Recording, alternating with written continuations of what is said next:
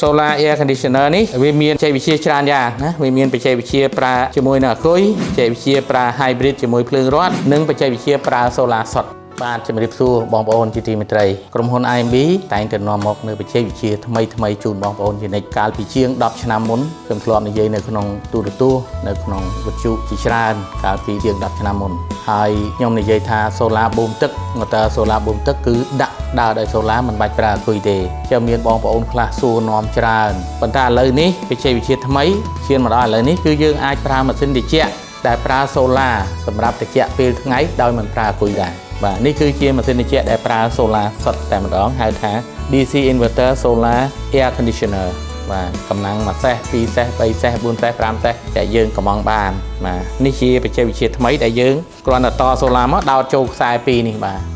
ហើយយើងអាចដាក់ភ្លើងរត់ចូលបានដែរមានកន្លែងដាក់ភ្លើងរត់ចូលពេលយប់យើងចង់បើកប្រើពេលយប់យើងជាប់ភ្លើងរត់ទៅវាដើរភ្លើងរត់ធម្មតាដោយអត់បាច់មានអាគុយទេនិយាយអញ្ចឹងសួរថាតើចុះអាប្រើអាគុយមានទេថាមានបាទមានប្រើអាគុយចាប់អាគុយ48វ៉ុលទៅនេះទៅមានកន្លែងភ្លើងអាគុយចូល48វ៉ុលដល់យើងប្រើគឺយើងប្រើអាគុយកបោននេះ4គ្រាប់ឬក៏ទៅ8គ្រាប់យើងប្រើអាគុយនេះទៅហើយយើងប្រើ controller នេះបាទ MPPT controller អានេះគឺយើងមានមួយយ៉ាងដែរអាទីហត់អត់មានភ្លើងរត់ទេប៉ុន្តែយើងចង់ឲ្យត្រជាក់ដល់យប់អញ្ចឹងយើងមាន controller DC ចូលមកអាគុយនេះ4គ្រាប់ឬ8គ្រាប់ទៅតាមដែលយើងចង់ដាក់ហើយយើងដាក់ solar ទៅពេលថ្ងៃវាដើររហូតពេលយប់ក៏យើងប្រើបានដែរជាមានជម្រើស2យ៉ាងក្នុងការប្រើ solar air conditioner នេះជាមួយគ្នានេះដែរក្រុមហ៊ុន IMB គឺយើងក៏មានប្រព័ន្ធ solar ទឹកក្តៅបាទប្រព័ន្ធ solar ទឹកក្តៅនិយាយវិទ្យាថ្មីគឺយើងប្រើផ្ទាំង solar យើងធម្មតាហើយយើងយកមកដាំទឹកក្នុងបំពង់តែម្ដង solar ទឹកក្តៅប្រភេទថ្មីនេះគឺស្រួលប្រើហើយ